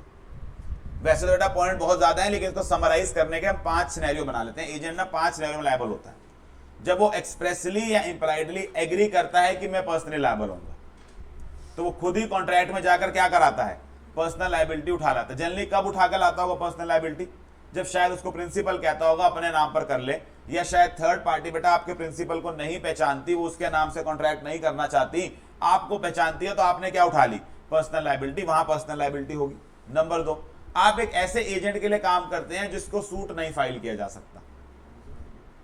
कौन कौन होता है, या तो बेटा वो इनकॉम्पिटेंट है, या वो किसी फॉरेन कंट्री का सिटीजन है, तो मैं कहां जाऊंगा उसके अगेंस्ट सूट फाइल करने। तो ऐसे केस में एजेंट क्या हो जाता है, पर्सनली लायबल। तो नंबर 1 खुद उठाता है लायबिलिटी। नंबर 2 ऐसे प्रिंसिपल के लिए काम करता है जिसे हम सूट फाइल नहीं कर सकते। 2 आपने अभी पढ़ी, अनडिस्क्लोज प्रिंसिपल वाले केस में, अननेम्ड प्रिंसिपल वाले केस में बताने को तैयार नहीं है, या बताता ही यही है कि मैं क्या हूं, एजेंट हूं। तो अनडिस्क्लोज प्रिंसिपल के केस में लायबल होता है, अननेम्ड प्रिंसिपल के केस में बताता नहीं है, लायबल होता है, पर्सनल लायबिलिटी उठाता है, लायबल होता है, किसी ऐसे प्रिंसिपल के लिए काम करता है जो सूट नहीं फाइल हो सकता, लायबल होता है। और नंबर 5 अपनी अथॉरिटी से बाहर जाके काम करता है और प्रिंसिपल रेटिफाई करने से क्या कर देता है, मना कर देता है। ये 5 केसेस है बेटा जहां पर एक प्रिंसिपल एक एजेंट क्या हो जाता है, पर्सनल लायबल। कौन कौन सा, where the contract is made by an agent for sale और purchase of goods for a merchant resident outside India, where the agent does not disclose the name of his principal, non existent और incompetent principal, या तो वो है नहीं या वो incompetent है। प्रिटेंडेड एजेंट, ये प्रिटेंडेड एजेंट कहानी कौन सी है बेटा, जहां एक काम के लिए आप उसको अपने आप को एजेंट दिखाते हो जबकि आप क्या नहीं हो, एजेंट हो। तो ये दोनों पॉइंट एक जैसे ही हैं। Where the agent exceeds authority, या वो क्या करता है, अपने आप को एजेंट दिखाता है जबकि उस काम के लिए वो क्या नहीं होता, एजेंट नहीं होता, और आपका प्रिंसिपल रेटिफाई करने से मना कर देता है, आपकी लायबिलिटी क्या हो जाएगी, पर्सनल लायबिलिटी। देन आप एक्सप्रेसली इस बात के लिए क्या करते हैं, एग्री करते हैं या इंप्लाइडली एग्री करते हैं कि मेरी लायबिलिटी क्या होगी, एक पर्सनल लायबिलिटी होगी। तो बेटा टोटल 5 बातें, इस दोनों को हमने इकट्ठा कर दिया, प्रिटेंडेड एजेंट को और एक्सीड्स को। तो 5 केस हैं जहां पर आप क्या करते हैं, एक एजेंट के रूप में पर्सनल लायबिलिटी उठाते हैं, जब आप खुद एक्सप्रेसली इंप्लाइडली एग्री करते हैं। एक इनकॉम्पिटेंट या बाहर वाले एजेंट प्रिंसिपल के लिए काम करते हैं, अननेम्ड प्रिंसिपल के केस में बताते नहीं, अनडिस्क्लोज प्रिंसिपल या एक्सप्रेसली इंप्लाइडली क्या कर जाते हैं, एग्री कर जाते हैं। ये सारे केस है जहां पर आप क्या हो जाते हैं, पर्सनली लायबल हो जाते हैं। देन दो बेटा आखिरी टॉपिक हमारे पास, सब एजेंट और सब्सटीट्यूटेड एजेंट, और एजेंसी खत्म कब कब होती है। सब एजेंट का कंसेप्ट क्या होता है बेटा, सब एजेंट का कंसेप्ट 190 से लेकर 193 का कंसेप्ट है। सेक्शन 190 बेसिक रूल देता है कि किसी भी कॉन्ट्रैक्ट ऑफ एजेंसी में सब एजेंट अपॉइंट नहीं किया जा सकता। मैंने कहा सब एजेंट होता कौन है, उसने कहा एजेंट का एजेंट, जो बाद में पीछे बोल के आया कि राइट टू डेलीगेट नहीं होता आपके पास। आप अपना काम जो प्रिंसिपल ने आपको दिया है वो किसी और से नहीं करवा सकते, प्रिंसिपल आप पे विश्वास करता है, आपको ही करना पड़ेगा। तो बेसिक रूल ये है कि बेटा किसी भी कॉन्ट्रैक्ट ऑफ एजेंसी में एजेंट अपने काम को आगे डेलीगेट नहीं कर सकता। इसके लिए एक लीगल मैक्सिम है जिसका नाम है delegatee can not further delegate. Legal maxim का नाम है डेलीगेसस डेलीगेटस नॉन पोटेस डेलीगेट, यानी कि एक डेलीगेटी जिसको खुद ही काम उधार में पिला है, वो अपना काम आगे क्या नहीं करेगा, किसी को उधार पे नहीं देगा, डेलीगेट नहीं करेगा। तो आपके पास खुद डेलीगेटेड पावर है, आप आगे डेलीगेट नहीं कर सकते। लेकिन सर फिर अगर बेसिक रूल ये है कि डेलीगेट कर ही नहीं सकते, तो ये बाकी सेक्शन क्या ज्ञान बांटे जा रहे हैं। उन्होंने कहा नॉर्मल रूल ये है कि डेलीगेट नहीं कर सकते, बट 3 सिनेरियो में एक एजेंट आगे अपना एजेंट अपॉइंट कर सकता है। इसको बोलते हैं बेटा प्रॉपरली अपॉइंटेड सब एजेंट। तो आपको कॉन्ट्रैक्ट है 3 केसेस में सब एजेंट चुनने का अधिकार देता है। नंबर 1, जब आपकी अपॉइंटमेंट में ये आपका जो प्रिंसिपल है उसने आपको अपॉइंट करते समय ये परमिशन दे दी थी कि तुम क्या कर लेना, सब एजेंट अपॉइंट कर लेना। उसने एक्सप्रेस परमिशन दी है। एक्सप्रेस परमिशन नहीं दी, लेकिन उस बिजनेस में क्या है, कस्टम ऑफ ट्रेड है कि हाँ हम आगे क्या करते हैं, आप हमें एजेंट अपॉइंट करते हैं, हम आगे क्या करते हैं, सब एजेंट करते हैं। तो अगर ऐसा कस्टम है तो चल जाएगा। या बेटा तीसरा क्या आ गया है, इमरजेंसी। तो आपने ट्रक वाले से सामान भेज रहे थे, रास्ते में उसका ट्रक खराब हो गया, लैंडस्लाइड हो गई, कुछ भी हो गया, उसने किसी दूसरे ट्रक के थ्रू क्या कर दिया, आपका सामान आगे भेज दिया, उसने अपना एजेंट चुन लिया आगे। तो ऐसे केसेस में सब एजेंट चुना जा सकता है। तो 3 केसेस जहां आपका प्रिंसिपल एक्सप्रेसली मान जाता है, कस्टम ऑफ ट्रेड है, या नंबर 3 इमरजेंसी है। अगर ऐसे केसेस में एजेंट चुना जाएगा तो ये क्या माना जाएगा, he will be considered as a properly appointed sub agent. Sub agent होता कौन है बेटा, 191 ने डिफाइन किया, a person employed by another या person employed by and acting under the control of original agent in the business of agency is known as a sub agent. तो एक ऐसा एजेंट जिसको किसने चुना है, आपके एजेंट ने आगे चुना है, उसको क्या बुलाया जाता है, सब एजेंट बुलाया जाता है। मेन कहानी बेटा यहां पर है 192 और 193 में, कि अगर सब एजेंट चुना जाता है तो सब एजेंट के चुने जाने पर राइट्स एंड लायबिलिटीज की कहानी क्या होती है। मैंने कहा जी इस बात पे डिपेंड करता है कि एजेंट प्रॉपरली अपॉइंटेड है या नॉट प्रॉपरली अपॉइंटेड है। अगर बेटा ये प्रॉपरली अपॉइंटेड एजेंट है तो प्रॉपरली अपॉइंटेड एजेंट के केस में क्या होगा कि मान लीजिए बेटा ये 3 पार्टीज हैं, कहां गया एग्जांपल, ये रहा, ये आपका प्रिंसिपल है, ये आपका एजेंट है, और इसने आगे क्या चुन लिया है, सब एजेंट। और मैं ये कह रहा हूं कि ये सब एजेंट कैसा है, ये प्रॉपरली अपॉइंटेड सब एजेंट है। तो कहानी क्या होगी बेटा, प्रिंसिपल, एजेंट, सब एजेंट। आपका प्रिंसिपल एजेंट के काम के लिए भी लायबिलिटी उठाएगा, सब एजेंट के काम के लिए भी लायबिलिटी उठाएगा, बिकॉज उसकी इच्छा से चुना गया है। आपका एजेंट अपने कामों के लिए भी सब एजेंट के प्रति जिम्मेवार होगा, अपने सब एजेंट के कामों के लिए भी क्या होगा, आपके प्रति जिम्मेवार होगा। और सब एजेंट किसके प्रति जिम्मेवार होगा, एजेंट के प्रति। सब एजेंट क्या प्रिंसिपल को सूट फाइल कर सकता है, नहीं, उसके साथ क्या नहीं है, कोई प्रिविटी ऑफ कॉन्ट्रैक्ट नहीं है। और यूजुअली प्रिंसिपल भी किसके अगेंस्ट सूट फाइल नहीं कर सकता है, सब एजेंट के थ्रू। लेकिन 2 केसेस को छोड़कर, फ्रॉड और विलफुल रॉन्ग, अगर सब एजेंट कोई फ्रॉड करेगा तो ऐसे केस में हाँ क्या किया जा सकता है, प्रिंसिपल की तरफ से सूट फाइल किया जा सकता है। एक तरह से प्रिविटी ऑफ कॉन्ट्रैक्ट के रूल को हमने दरकिनार कर दिया। तो 3 बातें बेटा याद रखने वाली, जो प्रिंसिपल है वो एजेंट के काम के लिए जैसे लायबल होता था, सब एजेंट के काम के लिए भी होगा। एजेंट जो है वो पहले अपने कामों के लिए प्रिंसिपल के लिए अकाउंटेबल होता था, अब अपने कामों के लिए भी होगा, सब एजेंट के लिए भी होगा। सब एजेंट का अधिकार सिर्फ किसके प्रति है, एजेंट के प्रति। वो प्रिंसिपल को कभी सूट फाइल नहीं कर सकता। प्रिंसिपल सिर्फ एक केस को छोड़कर, विलफुल रॉन्ग और फ्रॉड को छोड़कर, वो किसके अगेंस्ट सूट फाइल नहीं कर सकता, सब एजेंट। यानी कि बेटा इन दोनों के बीच में डायरेक्टली क्या नहीं होती, कोई प्रिविटी ऑफ कॉन्ट्रैक्ट नहीं होती। अच्छा, अगर एजेंट बेटा प्रॉपरली अपॉइंटेड ही नहीं है तो बात ही खत्म। बेटा आपका प्रिंसिपल इसके कामों के लिए थर्ड पार्टी के प्रति कोई जिम्मेवारी नहीं उठाएगा, वो मानने से ही मना कर देगा कौन सी। लेकिन ये जो बी व्यक्ति है ये बेटा अपने कामों के लिए ए के प्रति जिम्मेवार रहेगा, सी के कामों के लिए ए के प्रति जिम्मेवार रहेगा, और सबसे बड़ी बात सी के कामों के लिए थर्ड पार्टीज के प्रति अगर कोई लायबिलिटी उठानी होगी वो भी कौन उठाएगा, बी ही उठाएगा। पहले कौन उठाता था यहाँ पे, यहाँ ए मान लेता था कि हाँ मेरा सब एजेंट है, इसके कामों के लिए थर्ड पार्टी के प्रति तो लायबल हूं। लेकिन जब आप नॉट प्रॉपरली अपॉइंटेड होते हैं तो आपके कामों की जिम्मेवारी फिर कौन उठाता है, एजेंट उठाता है। और सी कभी भी ए के अगेंस्ट सूट फाइल कर सकता है नहीं, ए कभी भी कर सकता है नहीं, क्योंकि जब ए मानता ही नहीं सी नाम का कोई व्यक्ति है तो सूट किस बात का। तो बड़ा फिर कहानी क्या बनी, एक हमने बात करी किसकी, प्रॉपरली अपॉइंटेड सब एजेंट की, दूसरी हमने किसने का अपॉइंट करी, नॉट प्रॉपरली अपॉइंटेड। देखिए बेटा कहानी क्या लिखी हुई है, तीन पॉइंट दोनों के। The principal is bound and liable to third parties for the acts of sub-agent as if he were an agent originally appointed by the principal. Agent is responsible to the principal for acts of sub-agent and sub-agent is responsible for his acts to agent and not to the principal. In case of sub-agency, a sub-agent is guilty of fraud or willful wrong. He is directly liable to principal. एक लोता case है बेटा जहां principal direct सब agent से बात करता है, जब सब एजेंट क्या कर रहा होता है, कोई फ्रॉड या willful wrong कर रहा होता है। In such a case the principal has a choice to sue either the agent और सब एजेंट। देन दूसरी बात, अगर वो प्रॉपरली अपॉइंटेड नहीं है बेटा बात ही खत्म।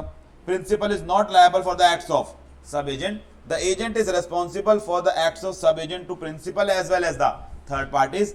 As sub agent is not responsible to principal at all, sub agent is responsible for his acts only to the agent. Principal मानने से उसे क्या कर देगा, मना कर देगा।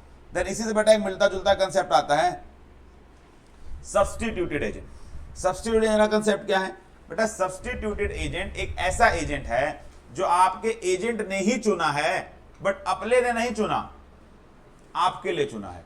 यानी कि आपने उसे कहा जैसे तू मेरे ब्याह पे 4 काम और करता है, जा मेरे ब्याह पर एक एजेंट और चुन ला।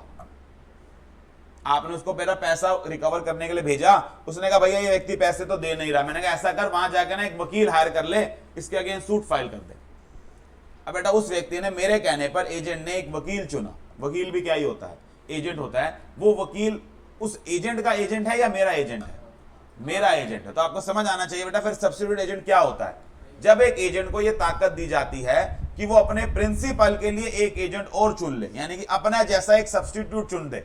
इस एजेंट को क्या नाम, इसको क्या नाम दिया जाता है, सब्स्टिट्यूटेड। तो दोनों में अंतर क्या है बेटा, सब एजेंट एजेंट का एजेंट है, सब्स्टिट्यूटेड एजेंट एजेंट द्वारा चुना गया मेरा एजेंट है, प्रिंसिपल का एजेंट है, इसको बोलते हैं सब्स्टिट्यूटेड एजेंट। तो सवाल उठता है कि क्या सब्स्टिट्यूटेड एजेंट के कामों के लिए एजेंट जिम्मेवार होता है कि जस्ट बिकॉज मैंने चुना तो वो कुछ गलती करेगा तो उसके प्रति उसके लिए मैं जिम्मेवार हो जाऊंगा?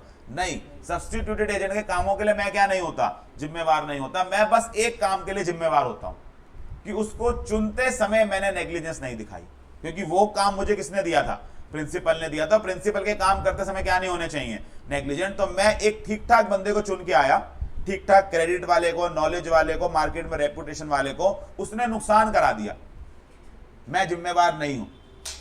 लेकिन बेटा मैंने चुनाव ही गलत किया, मैं एक ऐसे व्यक्ति को चुनाया जो शायद वकील ही नहीं था, मार्केट में बदनाम था कि यहां नकली डिग्री लिए घूम रहा है, मैं उसको चुन के लेके आ गया। यहां मैंने क्या करी है, गलती करी है। तो एज एजेंट मैं सिर्फ एक काम के लिए जिम्मेवार हूं कि अगर मैंने प्रॉपर केयर से, प्रॉपर स्किल से सब्स्टिट्यूट एजेंट चुन लिया, मेरी जिम्मेवारी खत्म। अब मैं उसके कामों की क्या नहीं करूंगा, लायबिलिटी नहीं उठाऊंगा। तो इसका मतलब बेटा सब्स्टिट्यूटेड एजेंट का कॉन्ट्रैक्ट होता किसके साथ है, प्रिंसिपल के साथ। सब एजेंट का कॉन्ट्रैक्ट के साथ हुआ था, एजेंट के साथ। तो हमने कहा सब्स्टिट्यूटेड एजेंट होता कौन है, when agent has an express और implied authority of his principal to name another person to act for the principal and the agent names another person accordingly, such person is not a sub agent but a substituted agent of the principal in respect of the business entrusted to him. Thus an agent simply names and appoints a substituted agent at the request of the principal and thereafter drops altogether from the scene.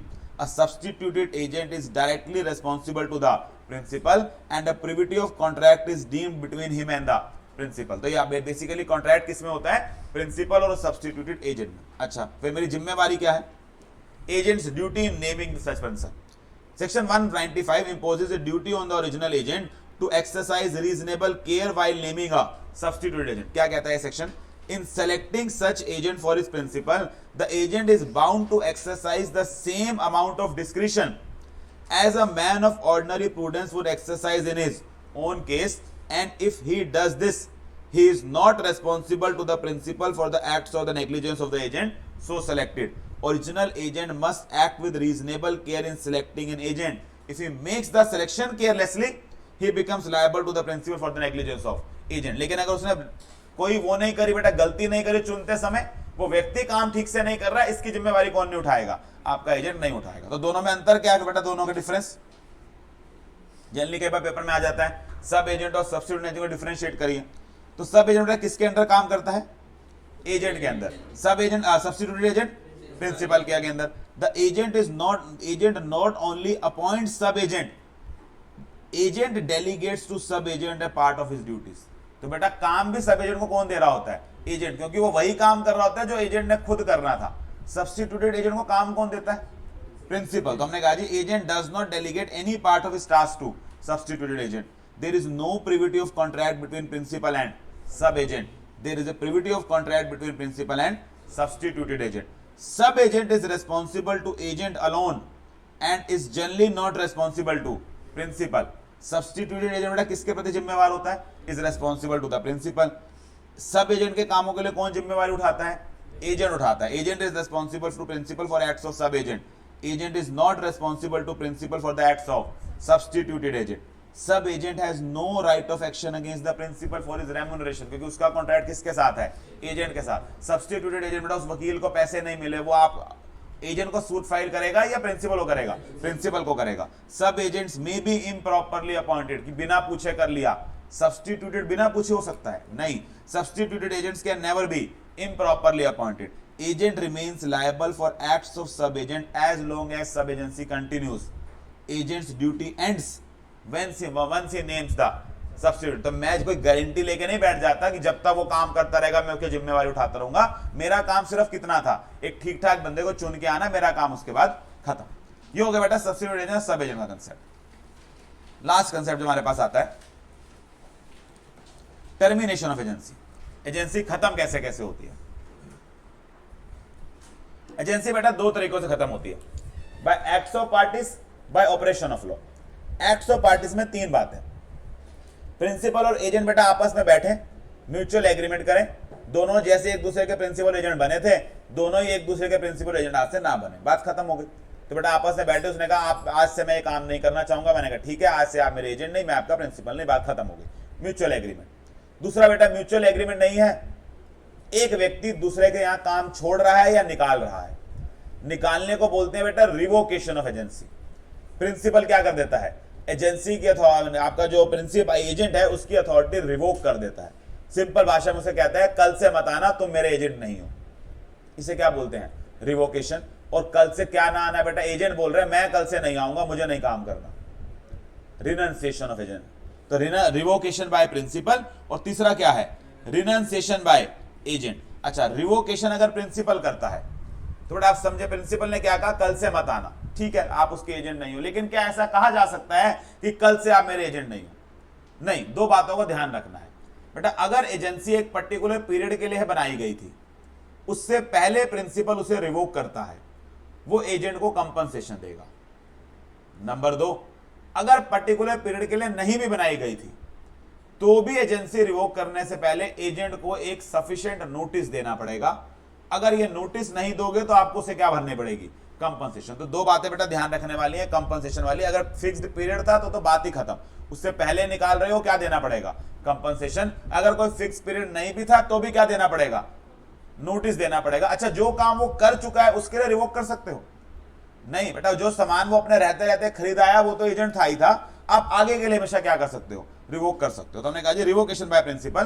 Principal may revoke the authority of the agent at any time before agent has exercise the authority to bind the principal. और revocation कैसा हो सकता है? Express या implied होता है। दो बातें बेटा ध्यान रखने वाली, एक तो ये सिर्फ हमेशा किसके लिए होता है?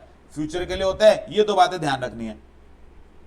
Reasonable notice must be given for termination, otherwise agent is entitled to compensation and when there is an express or implied contract that agency should continue for a particular period, the principal must make compensation to the agent for any previous revocation of agency without sufficient cause. तो पहले खत्म किया तो आपको compensation देना है, notice देना है, नोटिस नहीं दोगे तो कंपनसेशन देना पड़ेगा. रिवोकेशन जो है एक्सप्रेस और इंप्लाइड हो सकती है, हमेशा फ्यूचर के लिए होती है. ऐसी बेटा फिर कहानी किसकी है? आप क्या निकालोगे? आपका एजेंट क्या कह रहा है, मैं नहीं करना चाहता, फिर वही कहानी बेटा. वो रिनंसिएशन कर सकता है, अगर फिक्स्ड पीरियड के लिए है वो छोड़ के जा रहा है तो कंपनसेशन दे के जाएगा, फिक्स पीरियड के लिए नहीं है तो वो भी क्या देके जाएगा? नोटिस देके जाएगा. नोटिस नहीं देके जाएगा तो वो क्या देगा?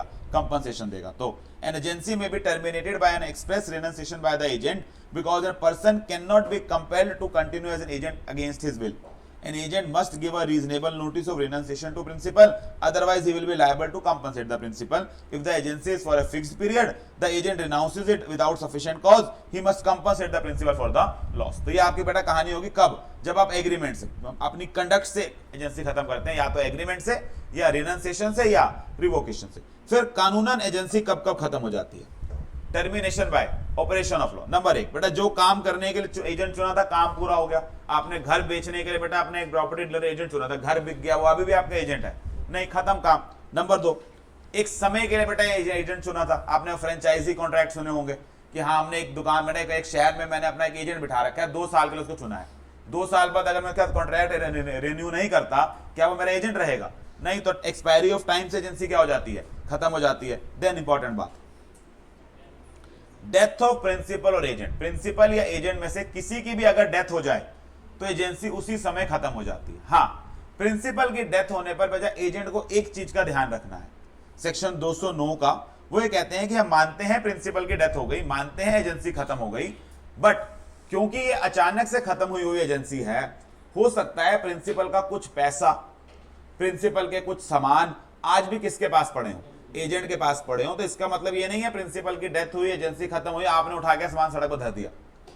आप उस दिन तक उस सामान का रीजनेबल केयर करते रहेंगे जब तक प्रिंसिपल का लीगल रिप्रेजेंटेटिव आकर आपसे वो रिकवर ना कर ले. तो इतना काम तो जरूर करिए कि नो डाउट डेथ से क्या हो जाती है? एजेंसी खत्म. लेकिन इतनी जिम्मेवारी होती है कि डेथ हो जाने पर या इवन प्रिंसिपल के इनसेन हो जाने पर आप तब तक सामान का ध्यान रखते रहते हैं जब तक उसका लीगल रिप्रेजेंटेटिव या कोई नेक्स्ट फ्रेंड आकर वो सामान आपसे ले नहीं लगता. ये है बेटा 209. ये दोनों पॉइंट पे लगता है, डेथ पे भी लगता है, किस पे लगता है? इंसेंटिव पे. देखे 209 की कहानी.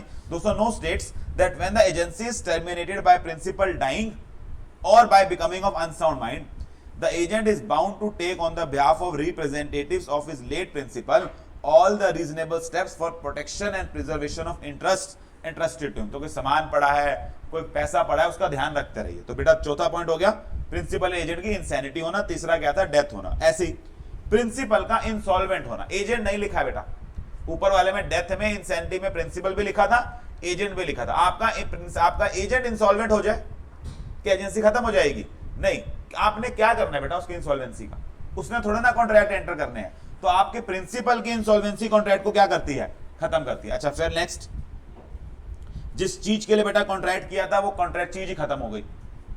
तो आपने कहा था ये पर्टिकुलर घर है, बिकवा देना. बेटा घर में आग लगी, घर जल गया, वो क्या बिकवाएगा? तो डिस्ट्रक्शन ऑफ सब्जेक्ट मैटर. अच्छा, ह्यूमन बीइंग की बेटा डेथ होती है, अगर प्रिंसिपल क्या था? कंपनी थी. या एजेंट क्या थी? कंपनी थी. तो उसकी क्या हो गई है? डिसोल्यूशन हो गई है. और लास्ट, आपके प्रिंसिपल और एजेंट आपस में क्या बन गए हैं?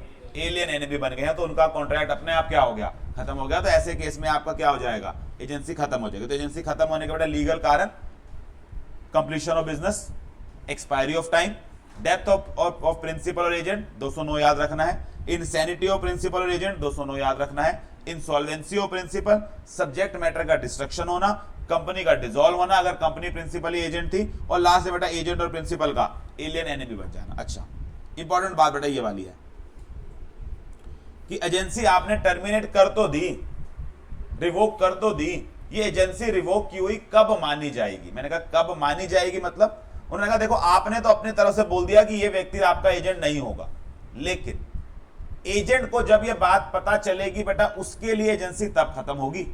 तो आपने चिट्ठी भेजी कि आज से तुम मेरे एजेंट नहीं, जब वो चिट्ठी उसके पास पहुंचेगी उस दिन से वो आपका क्या नहीं है? एजेंट नहीं है. और उसके लिए वो उस दिन से एजेंट नहीं है.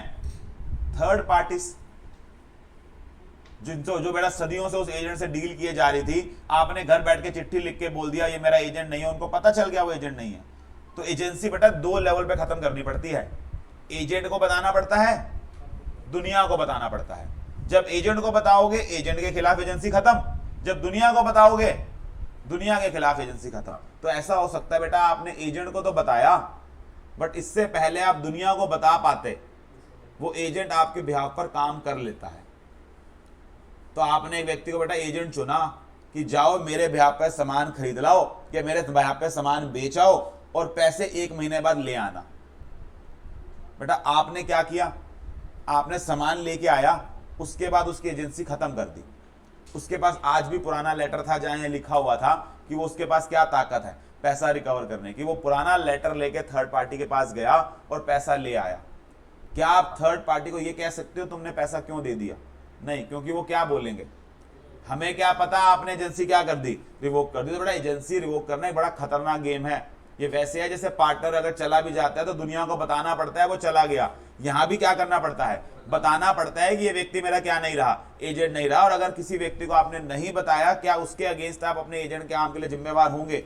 यस। तो हमने क्या लिखा, as between principal and agent, इन दोनों की बात करें, the termination of agency is effective only when it becomes known to the agent and so far as third parties are concerned, termination of agency takes effect when it is made known to them.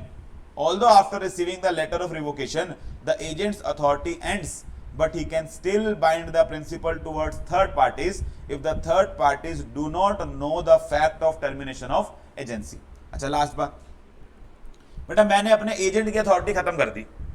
उस agent के नीचे बहुत सारे सब agent थे, क्या उनकी authority अलग से खत्म करनी पड़ेगी? नहीं। जैसे ही आपने अपने उधार की अथॉरिटी ना बेटा उनकी, आपने एजेंट की अथॉरिटी क्या कर दी, खत्म कर दी, तो क्या सब एजेंट की अपने आप खत्म हो जाएगी? यस। तो एक एजेंट की अथॉरिटी खत्म करने पर, रिवोक करने पर, उसके सारे एजेंट्स की सब अथॉरिटी अपने आप क्या हो जाती है, खत्म हो जाती है। ठीक है जी। चलिए लास्ट बात बेटा, कौन कौन सी ऐसी एजेंसीज हैं जो आप चाहो भी तो रिवोक नहीं कर सकते, यानी कि एक बार ये बन गई अब ये रिवोक नहीं हो सकती है। Number 1, when agency is coupled with interest.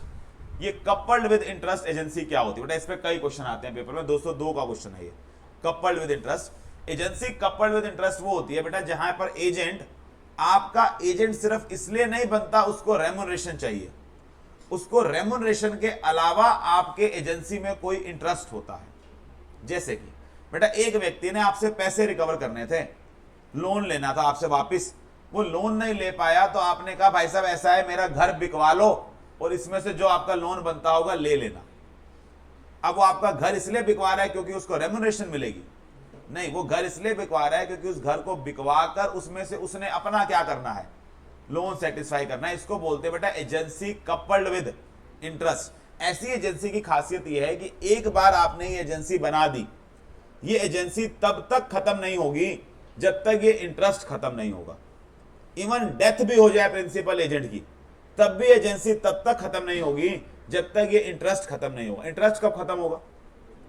जब बेटा वो पैसा, वो लोन चुका दिया जाएगा। अगर एजेंसी खत्म करनी है तो आपको क्या खत्म करना पड़ेगा? इंटरेस्ट खत्म करना पड़ेगा। अदरवाइज ये एजेंसी आपके नोटिस से, डेथ से, उसकी रिनंसिएशन से, किसी चीज से क्या नहीं होने वाली है, खत्म नहीं होने वाली। इस पे कई बार पेपर में क्वेश्चन आएगा। तो पहली बेटा इररिवोकेबल एजेंसी क्या होती है? Agency coupled with interest. तो क्योंकि अलग से आता है मैंने इसके लिए एक अलग शॉर्ट नोट बना दिया, agency coupled with interest 202। When an agent has himself an interest in the subject matter of agency, the agency is called an agency coupled with interest. Such an agency is created with the object of protecting or securing any interest of the agent.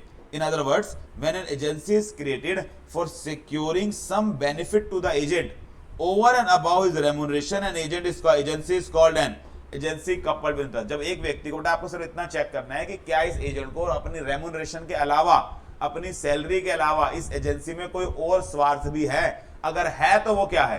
Agency coupled with interest है। Agency coupled with interest can not be terminated to the prejudice of such interest. Agency coupled with interest does not terminate even on the death of insanity of the principal. ये किसी चीज से भी क्या नहीं होती है, खत्म नहीं होती है। सिर्फ कब खत्म होती है? जब ये इंटरेस्ट क्या हो जाता है, खत्म हो जाता है। पहली बेटा इररिवोकेबल एजेंसी जो खत्म की नहीं जा सकती, कपल्ड विद इंटरेस्ट। नंबर 2, जहां पर एजेंट पर्सनल लायबिलिटी इंकर कराता है।